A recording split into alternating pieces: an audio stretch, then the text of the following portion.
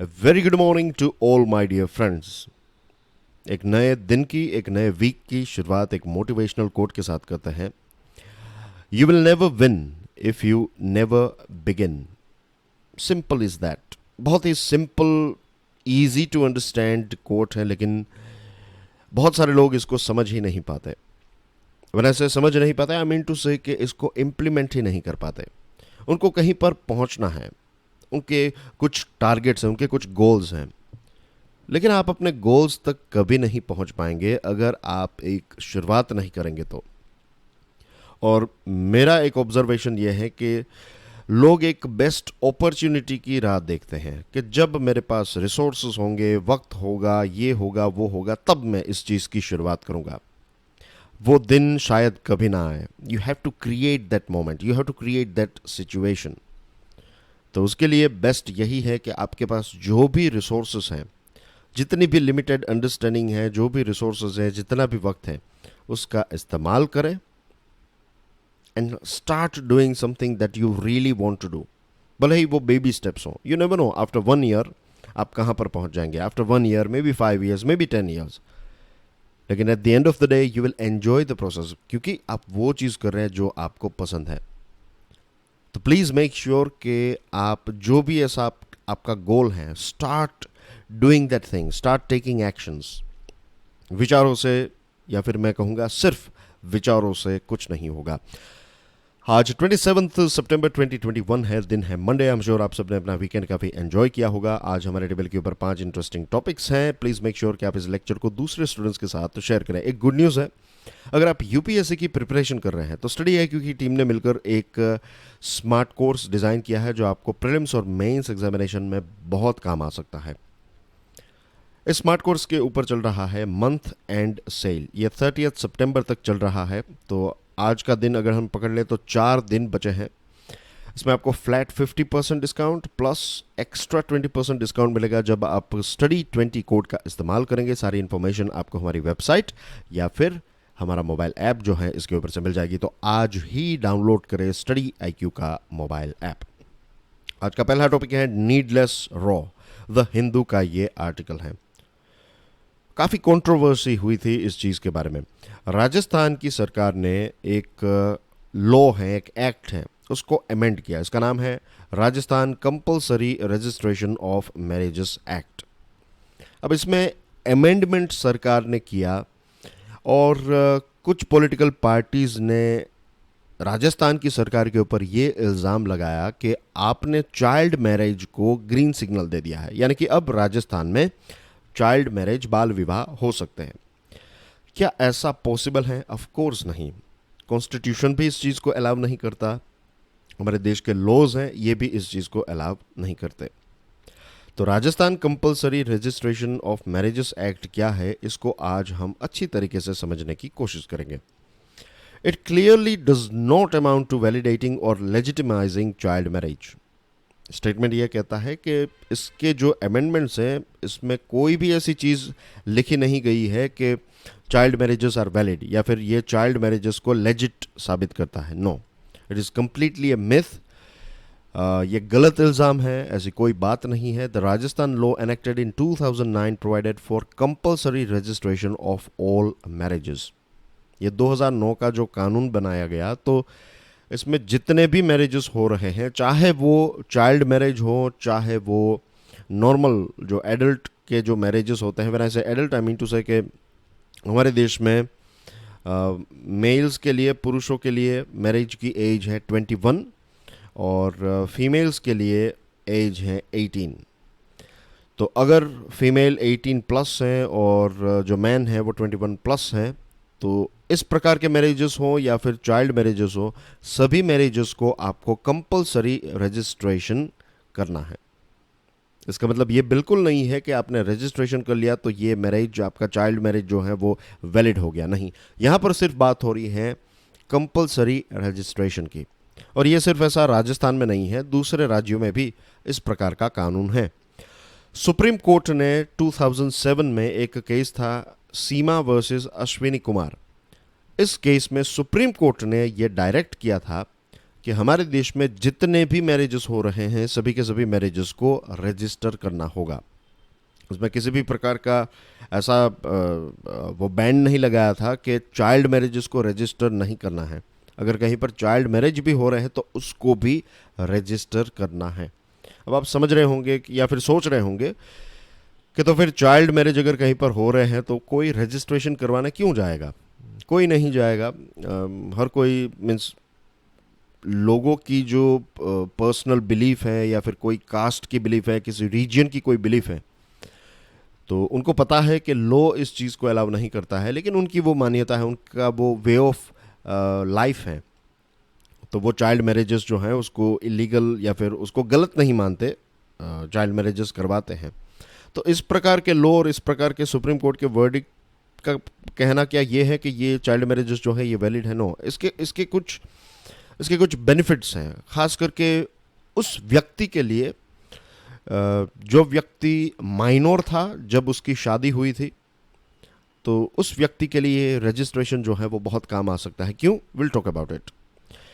Original law itself did not exclude registration of child marriages. जो original law था, जो amend किया गया उससे पहले का जो लॉ था, उसमें भी चाइल्ड मैरिजेस जो हैं उसके रजिस्ट्रेशन को एक्सक्लूड नहीं किया गया था। फ़र्क इतना था कि अब ये जो अमेंडमेंट आया है, अब जो बदलाव आया है, तो इस बदलाव में जो रजिस्ट्रेशन करने की जो जिम्मेदारी है, वो जिम्मेदारी पहले क्या थी कि सिर्फ पेरेंट्स या फिर जो गार्डियंस हैं वही मैरिज को, चाहे किसी भी प्रकार का मैरिज हो, तो ये मैरिज जो है उसके रजिस्ट्रेशन करने की जो रिस्पॉन्सिबिलिटी है या तो पेरेंट्स की रहेगी या फिर गार्डियंस की रहेगी। अब क्या किया है कि अगर किसी की एज 21, मैन की बात करें तो 21 से ज़्यादा है, और वुमन की बात करें तो 18 से ज़्यादा है, तो अब रिस्पॉन्सिबिलिटी पेरेंट्स और गार्डियंस की नहीं, अब रिस्पॉन्सिबिलिटी उस व्यक्ति की रहेगी। The amendment changes this age limit to 21 for man and 18 for women. I hope आप इस चीज़ को समझ गए कि पहले पेरेंट्स और गार्डियंस को रजिस्ट्रेशन करना पड़ता था, अपने बच्चों को ले जाकर कि रजिस्ट्रेशन कर लो। अब जो हस्बैंड है, जो वाइफ है, उनको ये रजिस्ट्रेशन करने की रिस्पॉन्सिबिलिटी जो है वो उनकी है। ऑफ कोर्स अगर कहीं पर किसी व्यक्ति की एज, लेट्स से फीमेल की एज 18 से कम है, तो फिर पेरेंट्स को रजिस्ट्रेशन करना पड़ेगा, और अगर मैन की एज 21 से कम है तो भी पेरेंट्स जो हैं उनको रजिस्ट्रेशन करना पड़ेगा। अब इस लॉ में ये नहीं है कि अगर आप रजिस्ट्रेशन करने के लिए जाएंगे वहाँ पर और पता चले कि जो ब्राइड है उसकी एज लेट्स से 17 है, तो रजिस्ट्रेशन हो पाएगा, मैरिज जो है ये वॉइड नहीं होंगे। वॉइड यानी कि ये कैंसल नहीं होंगे। मैरिज कब कैंसल हो सकते हैं? ऐसी सिचुएशन में कि जब लेट्स से कि जो मैन है या फिर जो हस्बैंड है उसकी एज लेट्स से 21 है, राइट, वो लीगल उसकी एज है, 21 प्लस है।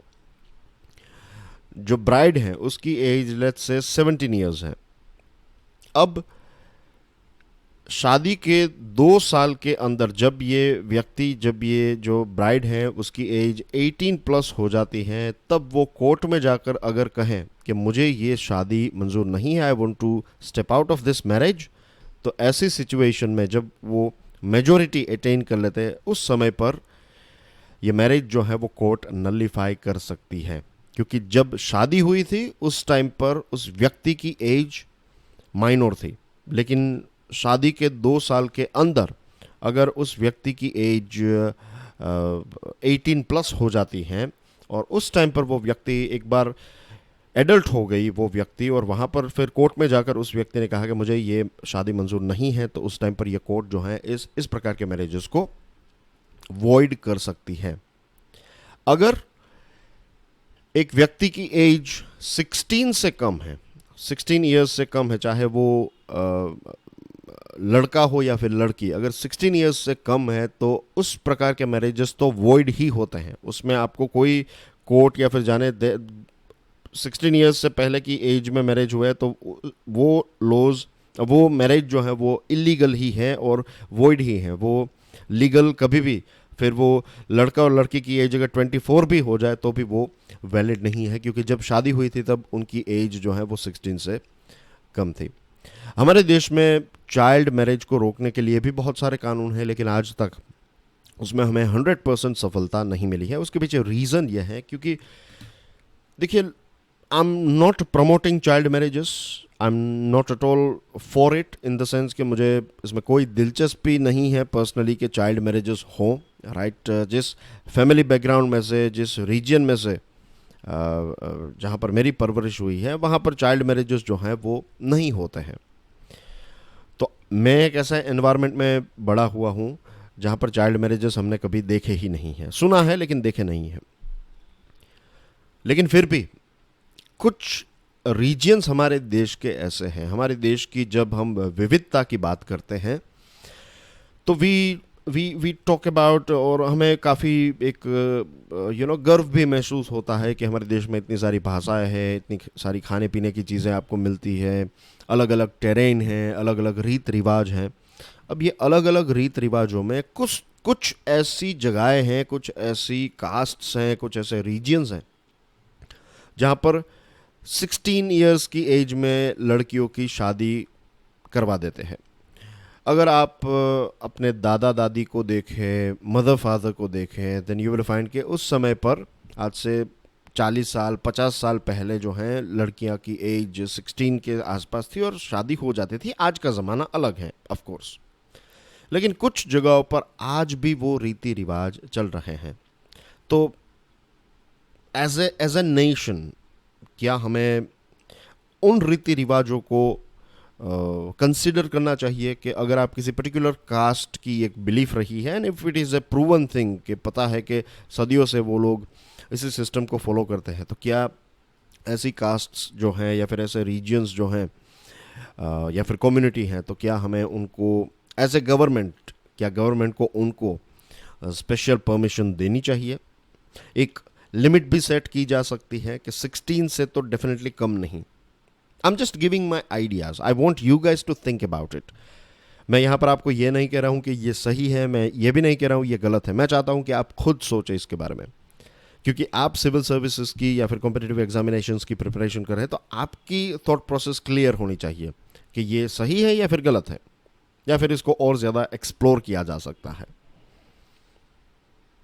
तो सोचिएगा इसके बारे में कि क्या सेंट्रल गवर्नमेंट या फिर एक देश के जो लॉज है, क्या सभी के ऊपर इक्वली इस प्रकार के लॉज, मीन्स हर एक लॉ में कंसेशन नहीं हो सकता, तो फिर देश नहीं चल सकता। लेकिन कुछ ऐसी चीज़ों में क्या हम उनको कुछ एग्जेम्पशन दे सकते हैं, कुछ लिमिटेड टर्म्स एंड कंडीशन के साथ एग्जेम्पशन दे सकते हैं? Have to think about it. और फिर चाइल्ड मैरिजेस होते क्यों हैं? What are the reasons behind it? कई जगहों पर चाइल्ड मैरिजेस गलत तरीके से होते, गलत तरीके से यानी कि अगर उनके रूट में जाए तो जो थिंकिंग प्रोसेस है वो गलत है, कि लड़कियां जो हैं उनको पढ़ाई लिखाई की ज़रूरत नहीं है, इतने सालों के बाद 14, 15, 16 whatever the age is, उसके साल के बाद इतने सालों के बाद उनकी शादी करवा देनी चाहिए। Then she is the responsibility of husband, और जो उनके इन लॉज हैं उनकी रिस्पॉन्सिबिलिटी है। तो इस प्रकार की अगर मान्यता है तो आई स्ट्रांगली बिलीव कि ये बात तो गलत है। अगर यही एक रीज़न है तो फिर इस प्रकार के मैरिजेस की परमिशन नहीं होनी चाहिए, चाइल्ड मैरिजेस की। बट एनीवे, हमारे देश में लॉ है, कानून है, और कानून होने के बावजूद भी इम्प्लीमेंटेशन जो है वो इतना स्ट्रॉन्ग नहीं रहा है। तो या तो हम लॉज में चेंजेस करें या फिर प्रॉपर इम्प्लीमेंटेशन के ऊपर फोकस करें। और सिर्फ इम्प्लीमेंटेशन में आप शादी के टाइम पर जाकर शादी को रोक देंगे तो उससे कुछ नहीं होगा। You have to provide that girl child को, आपको एजुकेशन का सपोर्ट प्रोवाइड करना पड़ेगा। अगर उसको आगे जाकर पढ़ाई करनी है तो वो सपोर्ट प्रोवाइड करना पड़ेगा। तो ये सारी चीज़ें भी आपको साथ साथ करनी पड़ेगी। व्हेन आई से आपको, आई मीन टू से सरकार को। As a fallout of this controversy, Parliament out to consider the Law Commission's recommendation to amend the Prohibition of Child Marriage Act 2006 to make child marriages below 16 years void and those solemnized when either party was between 16 and 18 voidable. कि जो 16 से कम है, law commission का जो recommendation था कि 16 year से कम है तो ऐसे मैरिजेस तो वॉइड ही गिने जाएंगे। 16 से 18 के बीच में मैरिज हुआ है तो ये वॉइडेबल हो सकती है, ये कैंसल हो सकते हैं, तो पार्लियामेंट इसके ऊपर और ज़्यादा सोचेगी। डियर फ्रेंड्स, दूसरे जो हमारे स्मार्ट कोर्सेज हैं उनके ऊपर भी ये flat 50% discount plus extra 20% discount चल रहा है। इन केस अगर आप यूपीएससी की नहीं लेकिन स्टेट पीएससी की या फिर दूसरी कोई एग्जामिनेशन की प्रिपरेशन कर रहे हैं, then this is a big opportunity for you guys as well. Lecture के पीडीएफ को डाउनलोड करने के लिए check out my Telegram channel, you can follow me on Facebook, insta and Twitter. Back in the game. ये friends, पिछले हफ्ते में हमने क्वाड के बारे में, ओकस के बारे में बहुत बार डिस्कशन की है, तो मैं उन सारी बेसिक चीज़ों को आज यहाँ पर रिपीट नहीं करूँगा। ओकस एक ऐसा ग्रुप है जिसमें ऑस्ट्रेलिया, यूके और यूनाइटेड स्टेट्स ऑफ अमेरिका है। क्वाड एक ऐसा ग्रुप है जिसमें यूएसए, इंडिया, जापान और ऑस्ट्रेलिया है। और यहाँ पर हम बात कर रहे हैं क्वाड के बारे में। प्राइम मिनिस्टर मोदी साहब और जो बाइडेन साहब के बीच में एक पहली फेस टू फेस मीटिंग हुई, क्वाड की समिट हुई। समिट यानी कि जो इन 4 देशों के टॉप लीडर्स हैं, prime minister of Japan, prime minister of Australia, president of USA and prime minister of India, ये चारों देशों के लीडर्स ने एक डिस्कशन की। और जब प्राइम मिनिस्टर मोदी साहब और जो बाइडेन साहब की मीटिंग हुई तो इसमें क्वाड की बात करें तो क्वाड में भी भारत ने यह बताया कि वैक्सीन अवेलेबिलिटी को लेकर अब भारत भी चिंतित है, नॉट भारत के लिए लेकिन दुनिया के दूसरे देशों के लिए। और भारत ने यह भी एश्योरेंस दिया है कि जल्दी भारत जो है वो ग्लोबल कोवैक्स पूल में वैक्सीन मैत्री प्रोग्राम के तहत कोविड-19 की वैक्सीनेशन दुनिया को प्रोवाइड करना फिर से स्टार्ट कर देगा। एज वी ऑल नो कि सेकेंड वेव के टाइम पर हमारे देश में शॉर्टेज थी, उस टाइम पर हम दूसरे देशों को एक लिमिटेड अमाउंट जो है वो सप्लाई कर रहे थे, लेकिन फिर हमारे देश में इसकी शॉर्टेज हुई और फिर हमने ये वैक्सीन प्रोग्राम को टेम्पररीली होल्ड पर रख दिया। और फिर से भारत जो है वैक्सीन दूसरे देशों को प्रोवाइड करेगा। यूएसए ने भी ऐसा किया था। यूएसए ने डिफेंस प्रोडक्शन एक्ट अप्लाई किया था। यूएसए एक ऐसा देश है जो सबसे ज़्यादा कोविड के केसेस जो हैं वो यूएसए में हमें देखने को मिल रहे थे। काफ़ी लोगों की मृत्यु हुई, काफ़ी स्प्रेड हो रहा था। और यूएसए जो हैं उन्होंने भी ये डिफेंस प्रोडक्शन एक्ट को इन्वोक किया और रॉ मटेरियल, कोविड वैक्सीन के लिए जो रॉ मटेरियल चाहिए तो इसके एक्सपोर्ट के ऊपर एक प्रकार का बैन लगा दिया था। अब यूएसए दूसरे देशों में भी ये मटेरियल प्रोवाइड करने के लिए तैयार हैं। इसी के साथ जो बाइडेन साहब ने भारत के बारे में यह कहा कि भारत एक मेजर डिफेंस पार्टनर है, एक बहुत ही इम्पोर्टेंट देश है यूएसए के लिए। और रिसेंटली हमने देखा कि दोनों देशों ने एक एक ऐसा प्रोजेक्ट जिसमें को डेवलपमेंट होगा, air launched unmanned aerial vehicles को भारत और यूएसए मिलकर बनाएंगे। तो एक दूसरे के ऊपर ट्रस्ट जो है वो बढ़ रहा है। इम्पोर्टेंट मिलिट्री इक्विपमेंट्स और important military technology USA Bharat के साथ अब शेयर करने लगा है, तो that's a good thing for India. India भी चाहता है कि हमें लेटेस्ट टेक्नोलॉजी का एक्सेस मिले। इसके अलावा क्वाड की बात करें तो क्वाड सिर्फ चाइना को कंट्रोल करने वाला ग्रुप नहीं है। क्वाड जो है वो पेंडेमिक को कंट्रोल करना चाहता है, क्लाइमेट चेंज को अरेस्ट करना चाहता है, टेक्नोलॉजी कोऑपरेशन एक दूसरे के साथ बढ़ाना चाहता है, बिजनेस की जो सप्लाई चेन है उसको एक्सपांड करना चाहता है, उसको सिक्योर बनाना चाहता है और इसी के साथ साथ मेक श्योर करना चाहता है कि इंडो पैसिफिक रीजन जो है वो फ्री एंड ओपन रहे सभी दुनिया के देशों के लिए। अब बात करते हैं ग्रीन हाइड्रोजन के बारे में। इकोनॉमिक टाइम्स का ये आर्टिकल है। इसके बाद जो 4th आर्टिकल है ये हाइड्रोजनाइट वाइल डीकार्बनाइजिंग, इकोनॉमिक टाइम्स का आर्टिकल है, ये भी हाइड्रोजन के ऊपर है। तो ये दोनों आर्टिकल्स इंपॉर्टेंट इसलिए हैं क्योंकि इस आर्टिकल में कुछ ऐसे पॉइंट्स हैं जो उस आर्टिकल में नहीं है, उस आर्टिकल में कुछ ऐसे पॉइंट्स हैं जो इस आर्टिकल में नहीं। तो let's start with this one. Bharat की जो ऑयल कंपनीज हैं, ऑयल कंपनीज ने ग्रे हाइड्रोजन प्रोडक्शन में काफ़ी इन्वेस्ट कर दिया है। What is grey hydrogen? क्या उसका कलर ग्रे है? नो। जिस टेक्नोलॉजी का आप इस्तेमाल करके हाइड्रोजन को पैदा करते हैं, अगर वो रीन्यूएबल एनर्जी है तो that will be green hydrogen. अगर नॉन रीन्यूएबल है, काफ़ी एक्सपेंसिव फ्यूल का इस्तेमाल हो रहा है या फिर ऐसे फ्यूल का इस्तेमाल हो रहा है जो कार्बन एमिट करता है, तो उस हिसाब से ब्लैक, ग्रे, ग्रीन, ऐसे अलग अलग कलर्स, लेबल्स लगाए जाते हैं कि ग्रीन हाइड्रोजन है या फिर ग्रे हाइड्रोजन है या फिर ब्लैक हाइड्रोजन है। तो ग्रे हाइड्रोजन जो है उसमें कुछ कंपनीज ने, इंडियन ऑयल कंपनीज ने काफ़ी इन्वेस्ट किया है हाइड्रोजन प्रोजेक्ट में और वो जो कन्वेंशनल फ्यूल हैं उसका इस्तेमाल कर रहे हैं। अब हाइड्रोजन का फ़ायदा ये होगा कि सल्फ़र फ्री पेट्रोल और डीजल जो है वो you can produce it with it, और ग्रीन हाइड्रोजन है उसका इस्तेमाल जो है जैसे मैंने आपको बताया रिन्यूएबल एनर्जी से किया जाता है। जब हाइड्रोजन पैदा होता है और जब आप हाइड्रोजन को सीएनजी के साथ ब्लेंड करते हैं, पे अटेंशन, काफ़ी इंपॉर्टेंट फैक्ट है आपकी स्क्रीन के ऊपर, कि जब आप 18% जितना हाइड्रोजन सीएनजी के साथ ब्लेंड करते हैं, जिसको हम कहते हैं HCNG, हाइड्रोजन सीएनजी, तो इससे जो कार्बन मोनोऑक्साइड है वो 70% कम एमिट होता है और जो फ्यूल है उसकी एफिशिएंसी भी काफ़ी बढ़ जाती है। आपकी कार माइलेज भी ज़्यादा देगी और कार्बन मोनोऑक्साइड जो है वो 70% कम पैदा होगा। तो this is a good thing. तो इसका मतलब ये है कि सीएनजी के साथ हाइड्रोजन को ब्लेंड करना चाहिए। अब ये हाइड्रोजन जो है उसको हमें जितना हो सके उतना रीन्यूएबल एनर्जी से पैदा करना चाहिए, ग्रीन हाइड्रोजन से पैदा करना चाहिए। अब जिन कंपनीज ने ज़्यादा इन्वेस्ट कर लिया है नॉर्मल फ्यूल हाइड्रोजन को पैदा करने के लिए, जो नॉर्मल फ्यूल का इस्तेमाल वो करेंगे, तो we have to create things. सरकार को कुछ ऐसी चीज़ें क्रिएट करनी पड़ेगी जिससे वो कन्वेंशनल फ्यूल को नहीं लेकिन ग्रीन फ्यूल का इस्तेमाल, रीन्यूएबल एनर्जी का इस्तेमाल करते हुए हाइड्रोजन को पैदा करें। The oil companies would then be able to spread and allocate overhead costs better। अगर सरकार थोड़ा सपोर्ट करेगी तो फिर जो अपना खर्च है वो थोड़ा कम हो जाएगा और धीरे धीरे वो ग्रे से फिर ग्रीन की तरफ स्विच होने लगेंगे।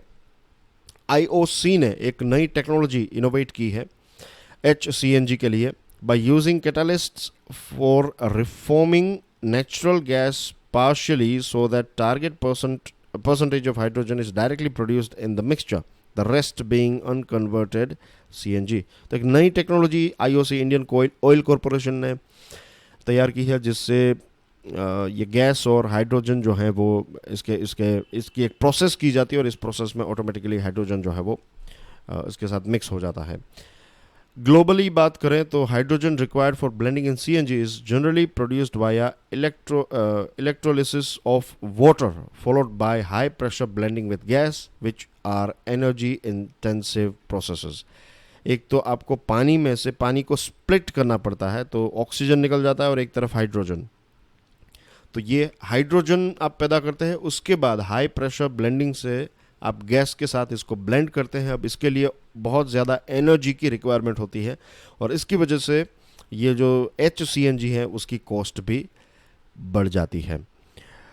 इस पर्टिकुलर आर्टिकल में एक और पॉइंट दिया गया है कि इनकम टैक्स एक्ट में कुछ एग्जेम्पशन दिए जाने चाहिए कि अगर कोई कंपनी ग्रे हाइड्रोजन से ग्रीन हाइड्रोजन की तरफ जा रही है तो जो प्लांट का डिप्रिशिएशन है, कि आपने कोई प्लांट क्रिएट किया, लेट्स से 1 करोड़ का प्लांट है, तो हर साल उसकी एक फिक्स अमाउंट जो है वो कट होती है, उसकी वैल्यू जो है वो कम होती जाएगी। आप जैसे आपकी कार है, आपका मोटरसाइकिल है, आपका कंप्यूटर है, तो आप जब खरीद कर लाते हैं तब आप उसकी बेस्ट हेल्थ की प्राइस पे करते हैं, लेकिन जैसे आप उसका इस्तेमाल करते हैं उसकी हेल्थ जो है वो धीरे धीरे ख़राब होती जाती है। इसलिए that's what depreciation is all about.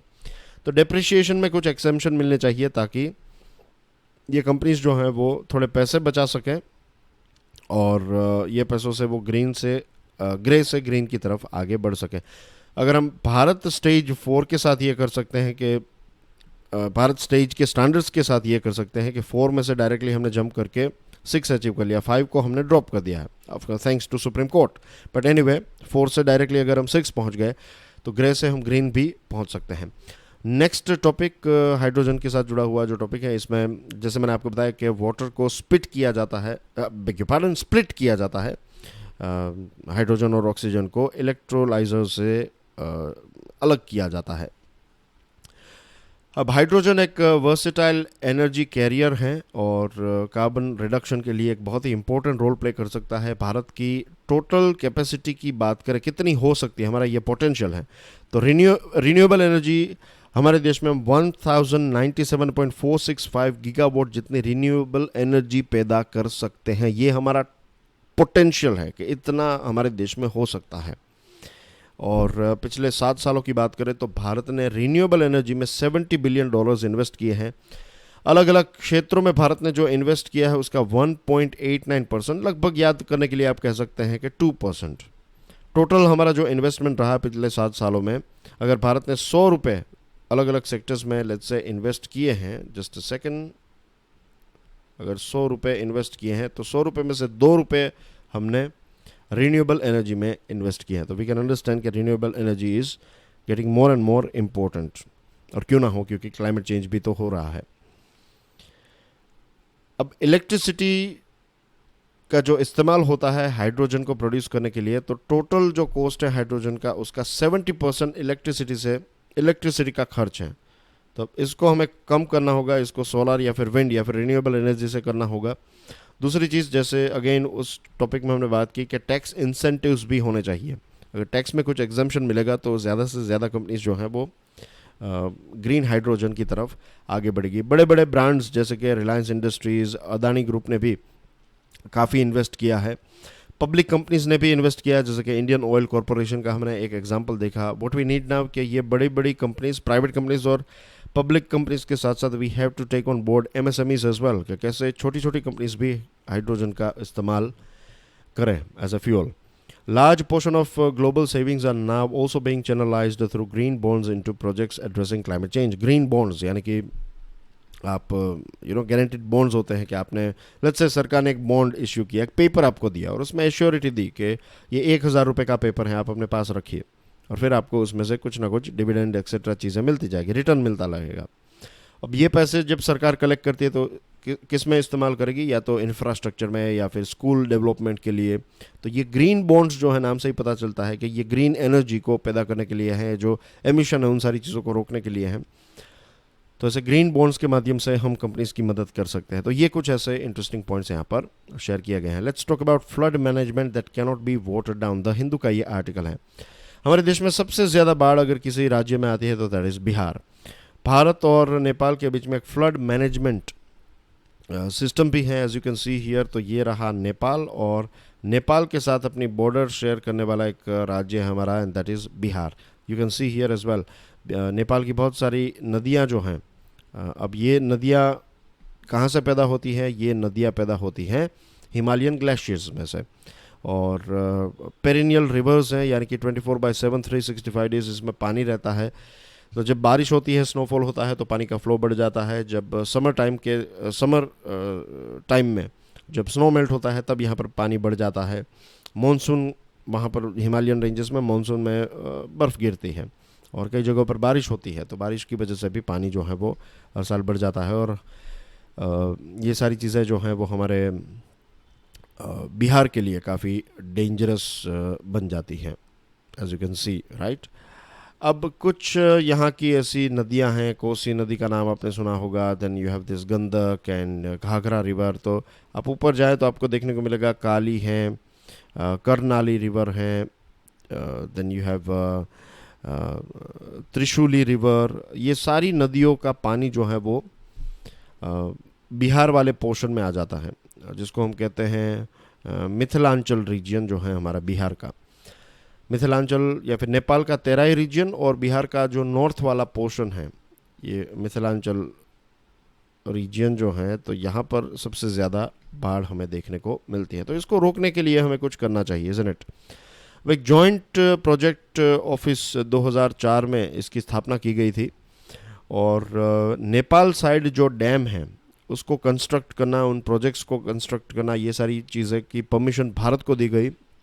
और टाइम टाइम पर बिहार की सरकार, भारत की सरकार, नेपाल की सरकार मिलकर काम करती हैं। हमारी central water commission, ministry of जल शक्ति, गवर्नमेंट ऑफ इंडिया की टीम, एक्सपर्ट्स की टीम जो है वो मिलकर प्रोजेक्ट्स के ऊपर काम करती रहती हैं, देखते रहते हैं कहाँ पर ये प्रोजेक्ट्स पहुँचे एक्सेट्रा।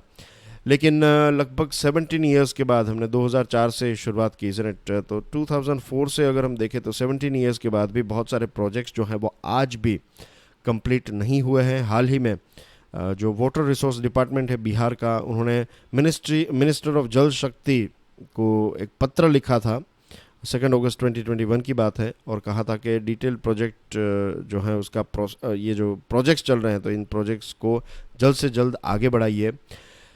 बिहार के जो वाटर रिसोर्सेज डिपार्टमेंट के मिनिस्टर हैं संजय कुमार झा साहब, उनकी मुलाकात हुई हमारे एस जयशंकर साहब से, और उन्होंने उस टाइम पर भी कहा था कि ये वाटर शेयरिंग इश्यू जो है नेपाल के साथ, उसको हमें जल्द से जल्द सॉल्व करना चाहिए, क्योंकि इससे बिहार के लाखों करोड़ों लोगों की सिचुएशन हर साल काफ़ी ख़राब हो जाती है। तो अब ये इम्पोर्टेंट बन जाता है नेपाल के लिए भी कि नेपाल ने परमिशन दी थी कि आप यहाँ पर आकर काम कर सकते हैं, डैम बना सकते हैं, वाटर मैनेजमेंट का काम कर सकते हैं, लेकिन कोविड के टाइम पर फिर बहुत बार अप्स एंड डाउन्स भी हुआ है। और ये जो एग्रीमेंट है इंडिया और नेपाल के बीच में, उसको थरोली दोनों साइड से, मैं सिर्फ नेपाल का यहाँ पर कसूर नहीं निकालूंगा, उससे कि थरोली इसको फॉलो नहीं किया जा रहा है। बहुत सारे प्रोजेक्ट्स कंप्लीट भी हुई हैं, 22 में से 21 जितने काम जो है वो ख़त्म भी हुए हैं, लेकिन अभी भी बहुत सारे ऐसे प्रोजेक्ट्स, जो बड़े प्रोजेक्ट्स जो हैं वो पेंडिंग हैं। तो इट इज़ इम्पोर्टेंट कि तीनों पार्टीज मिलकर, व्हेन आई से तीनों parties, I am talking about Bihar, government of India and government of Nepal, ये सभी मिलकर ये फ्लड मैनेजमेंट को लेकर जो भी प्रोजेक्ट्स है उसके ऊपर काम करें, वरना हर साल लाखों करोड़ों लोग जो हैं वो फंस जाएंगे, फंसते रहेंगे, उनकी फसलें बर्बाद होती रहेगी, उनका जो पशुपालन का काम है वो ख़राब हो जाएगा, फैक्ट्रीज, इंडस्ट्रीज़, ये सारी चीज़ें इन क्षेत्र में कभी नहीं आएगी, और कितनी सारी जान चली जाती है हर साल, लाखों करोड़ रुपए का फिर कॉम्पनसेशन पे करना होता है। इससे अच्छा है कि हम इस पानी को डाइवर्ट कर दें या फिर इस पानी को चैनलाइज कर दें। And that's everything from my side dear friends. कुछ न्यूज़ आइटम्स हैं आपकी स्क्रीन के ऊपर, प्लीज़ पीडीएफ को डाउनलोड करने के बाद इनको पढ़ लीजिएगा। सैटरडे को जो प्रश्न पूछा था उसका आंसर है फाइजर, और आज आपके लिए एक नया प्रश्न है। And that's everything from my side. Lecture को दूसरे स्टूडेंट्स के साथ शेयर ज़रूर करें, and I will see you tomorrow at 8 AM। Till then enjoy your studies. God bless you all. जय हिंद।